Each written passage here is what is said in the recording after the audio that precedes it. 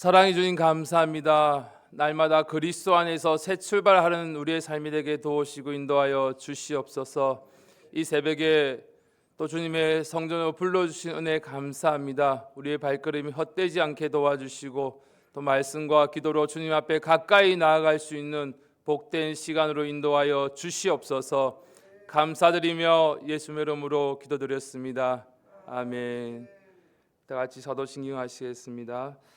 전능하사 천지를 만드신 하나님 아버지를 내가 믿사오며 그 외아들 우리 주 예수 그리스도를 믿사오니 이는 성령으로 잉태하사 동정녀 마리아에게 나시고 본디오 빌라도에게 고난을 받으사 십자가에 못 박혀 죽으시고 장사한 지 사흘 만에 죽은 자 가운데서 다시 살아나시며 하늘에 오르사 전능하신 하나님 우편에 앉아 계시다가 저리로서 산 자와 죽은 자를 심판하러 오시리라.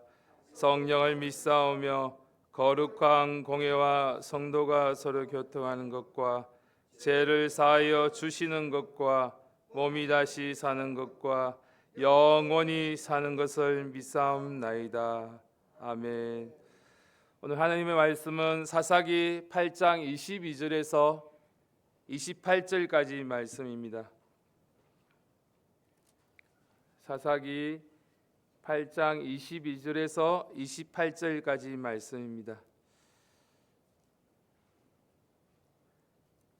제가 가진 성경 구약 375페이지입니다. 구약 375페이지 사사기 8장 22절에서 28절까지 말씀입니다. 다 같이 한 목소리로 천천히 읽겠습니다. 시작.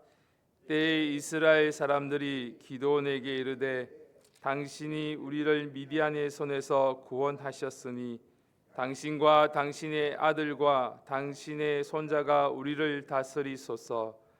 기드온이 그들에게 이르되 내가 너희를 다스리지 아니하겠고 나의 아들도 너희를 다스리지 아니할 것이요 여호와께서 너희를 다스리시리라. 기드온이 또 그들에게 이르되 내가 너희에게 이날 청구하노니 너희는 각기 탈취한 귀고리를 내게 줄지니라 하니 그 대적은 이스마엘의 사람이므로 금 귀고리가 있었음이라. 무리가 대답하되 우리가 즐거이 드리리이다 하고 겉옷을 펴고 각기 탈취한 귀고리를 그 가운데에 던지니 기드온이 청한 바 금 귀고리 승수가 금 1700세겔이요 그 외에 또 세 달 형상의 상식과 배물과 미디안 왕들의 입었던 자색 의복과 그 약대목에 들렸던 사슬이 있었더라. 기드온이 그 금으로 에봇 하나를 만들어서 자기의 성읍 오보라에 두었더니 온 이스라엘이 그것을 음란하기 위함으로 그것이 기드온과 그 집의 올무가 되니라. 미디안이 이스라엘 자손 앞에 복종하여 다시는 그 머리를 들지 못하였으므로 기드온이 사는 날 동안 40년에 그 땅이 패평하였더라. 아멘. 날마다 우리가 그리스도 안에서 새 출발하기를 원합니다. 우리도 또는 새로운 마음으로 새 출발할 때 저는 가끔 이렇게 이발을 하는데 이번에는 너무 짧게 잘라가지고 제 아들이 그러더라고요. 아빠 이상하다고. 그래서 어쨌든 우리가 날마다 그리스도 안에서 새 출발하기를 원합니다. 또 사람들은 세상에서도 새로운 마음을 가지기 위해서 옷차림도 다르게 하고 헤어스타일도 다르게 하지만 오늘 이 아침에 이 새벽에 저희들이 그리스도 안에서 이 월요일 아침에 새 출발하며 주님 앞에 승리하는 귀한 삶을 살기를 바랍니다. 오늘 새벽에도 오늘 말씀은 사사기 8장 22절부터 28절까지 말씀입니다. 이 본문은 기드온의 이야기 가운데서도 가장 마음이 무거워지는 장면입니다. 왜냐하면 이 말씀이 실패 이야기가 아니라 성공 이후에 타락하고 승리 이후에 찾아오는 우리의 영적 위기를 적나라하게 보여주고 있기 때문입니다. 우리가 사사기를 읽다 보면 분명한 반복된 패턴으로 이어지는 것을 우리가 보게 됩니다. 백성이 하나님을 잊으면 고난이 오고, 또 고난 속에서 부르짖으면 하나님께서 사사를 세우십니다. 그리고 구원하십니다. 그리고 평안이 오면 다시 하나님을 잊어버리는, 하나님을 배신하는 그런 삶을 반복적으로 살아가는 사사기의 말씀입니다. 우리는 흔히 고난의 시작이 가장 위험하다고 생각하지만 오늘 성경은 평안의 시간이 더 위험하고 어려울 수 있다고 말합니다.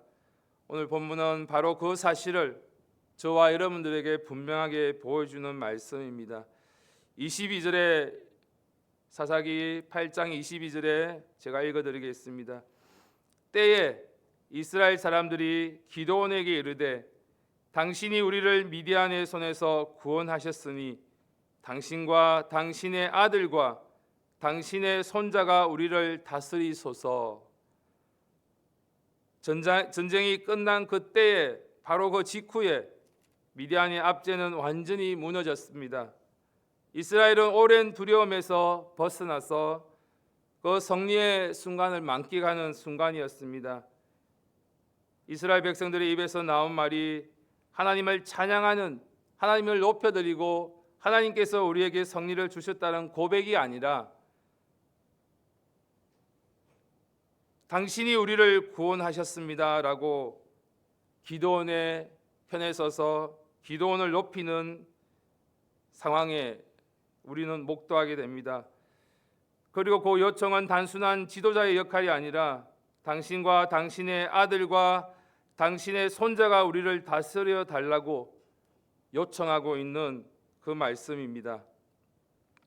이 말은 사사시대에 우리에게 주는 가장 도전하는 근본적인 모습입니다. 이스라엘의 왕이 없는 공동체였습니다. 이유는 단 한 가지입니다. 하나님께서 친히 왕이 되어 주셔서 다스리는 공동체였기 때문입니다. 그런데 백성들은 눈에 보이지 않는 하나님보다 눈앞에 승리를 가져다 주는 사람, 그 사람을 더 신뢰하는 하고 그 사람을 더 의지하고 싶은 마음이 생겼던 것입니다. 하나님을 왕으로 모시기보다는 사람을 왕으로 세우려는 그 마음이 이 순간 분명히 드러나는 모습입니다. 이 장면은 우리의 모습과도 매우 닮아 있는 것 있습니다. 우리는 입으로는 하나님을 나의 왕이라고 고백하며 높여드린다고 하지만, 그러나 실제 우리의 삶 속에서는 내가 하며 내 마음대로 살아갈 때도 많이 있습니다. 그리고 내가 의지해야 될 사람이 있다면 그 사람을 의지하려고 그 사람을 붙드는 모습도 우리에게 있습니다. 고린도후서 10장 5절 6절의 말씀에 보면 우리가 너무 잘 아는 말씀처럼 내 생각 내 이름으로 살아가려고, 또 내가 주인이 되어서, 때로는 내가 왕이 되어서 내 마음대로 살려고 하는 우리의 모습이 있습니다. 신앙은 하나님께 맡기는 것이라고 말하면서도 마음 한편에서는 여전히 나를 의지하고 때로는 사람을 의지하는 우리의 모습 속에서 다시금 이 말씀을 통해서 깨닫는 시간 되기를 간절히 바랍니다. 이때 기도는 매우 신앙적인 대답을 합니다. 23절 말씀을 다 같이 한 목소리로 읽겠습니다. 8장 23절 말씀입니다. 시작. 기도원이 그들에게 이르되 내가 너희를 다스리지 아니하겠고 나의 아들도 너희를 다스리지 아니할 것이요 여호와께서 너희를 다스리시리라. 아멘. 이 고백은 틀리지 않았습니다. 정말 하나님 보시기에 정확한 정답인 것 같습니다. 이스라엘을 다스리는 분은 사람이 아니라 여호와 하나님이십니다. 기드온은 왕의 자리를 분명히 거절했습니다. 그래서 우리는 이 장면만 보면 기드온을 끝까지 겸손을 지킨 신앙의 사람으로 기억하고 싶어집니다. 그러나 성경은 여기서 이야기를 멈추지 않습니다. 성경은 말보다 그 다음에 이어지는 기도원의 행동을 통해서 그 마음을 드러내고 있습니다. 진짜 시험은 왕이 되겠다는 제안을 거절한 이후에 기도원에게 시험이 닥쳐오는 것입니다. 24절 말씀 보면 기도원은 다시 백성들에게 말합니다. 기도원이 또 그들에게 이르되 내가 너희에게 한 일을 청구하노니 너희는 각기 탈취한 귀고리를 내게 줄지니라 하니 그 대적은 이스마엘 사람이므로 금 귀고리가 있었음이라. 아멘. 왕의 자리는 거절했지만 그러나 왕이 누릴 수 있는 보상과 영광과 사람들의 헌신과 중심은 내려놓지 못한 기도원의 모습입니다. 그는 전리품을 요구했던 것입니다. 그리고 25절에 백성들의 반응은 강요가 아니라 자발적으로 기도원에게 헌납하는 모습입니다. 25절 중반에 보면 우리가 절거히 드리리이다. 백성들은 기쁘게 겉옷을 펴고 귀고리를 던집니다. 문제는 이 헌신의 열심이 아니라 그 헌신을 향하고 있는 방향입니다. 하나님께 드려야 할 그 마음과 그 중심이 사람 기도원에게 드려지고 있는 것입니다. 마태복음 6장 24절 말씀 다 같이 보겠습니다. 마태복음 6장 24절 말씀입니다. 신약 9페이지입니다.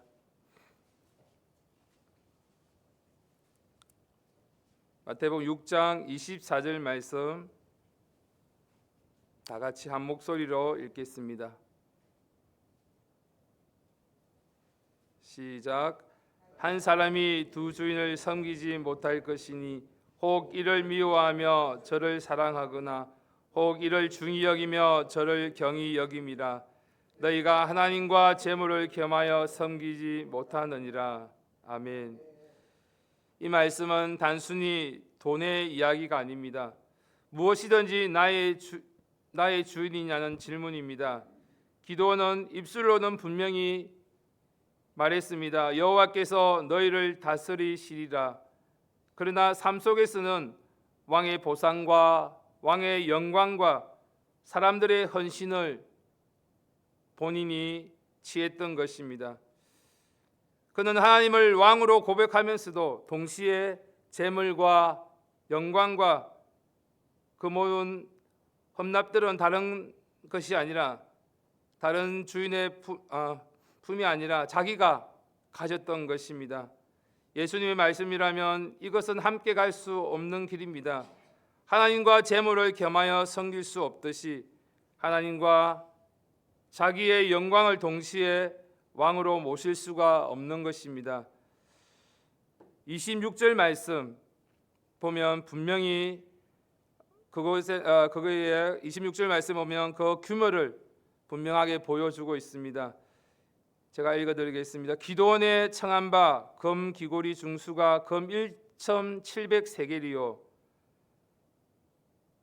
약 20kg이나 넘는 금과 각종 폐물, 자색옷과 사슬이 모였습니다. 이는 출애굽기에서 성막을 세울 때 이스라엘 백성들이 기름으로 예물을 바쳤던 장면을 우리가 같이 떠올리게 합니다. 그러나 이번에는 하나님의 성막이 아니라 사람을 중심으로 기도원에게 드려진 예물을 오늘 말씀을 통해 보게 됩니다. 금송아지 사건이 다시 반복되는 것 같습니다. 이것은 기도원이 개인의 죄가 아니라 죄뿐만 아니라 동시에 이스라엘 공동체 전체의 죄입니다. 하나님 대신에 사람을 중심에 세운 잘못된 선택인 것입니다. 오늘 27절 말씀을 다 같이 함께 읽겠습니다. 8장 27절 말씀 한 목소리로 읽겠습니다. 시작. 기도원이 그 금으로 에봇 하나를 만들어서 자기의 성읍 오브라에 두었더니 온 이스라엘이 그것을 음란하기 위함으로 그것이 기도원과 그 집의 올무가 되니라. 아멘. 에봇은 원래 대제사장이 하나님 앞에 나아갈 때 입는 거룩한 옷입니다. 하나님의 뜻을 묻고 백성을 대표하는 상징입니다. 기도원이 처음부터 우상을 만들려고 했다고 단정하기는 어렵지만 아마 그의 성리를 기념하고 하나님을 기억하기 위한 상징을 만들고 싶었습니다. 그러나 문제는 그 중심입니다. 하나님께서 정하신 장소가 아니라 자기의 성읍 오브라에 두었고, 또 하나님이 세우신 제사장 제도가 아니라 자기 자신이 중심으로 한 모습으로 만들었던 것입니다. 그 결과 하나님을 기억하자고 만든 모든 것이 오히려 하나님을 떠나게 하는 올무가 되었습니다. 우리의 신앙의 이름으로 시작한 것이 결국은 사람의 중심으로 우상으로 변질된 것입니다. 이것이 바로 사람의 고백과 사람의 삶의 모습으로 행동이 갈라지는 그러한 신앙의 갈림길의 모습을 우리가 보게 됩니다. 예수님이 말씀하신 것처럼 두 주인을 섬기려는 순간 우리의 신앙은 반드시 무너지게 됩니다. 그럼에도 불구하고 28절은 이렇게 말씀하고 있습니다. 제가 읽어드리겠습니다.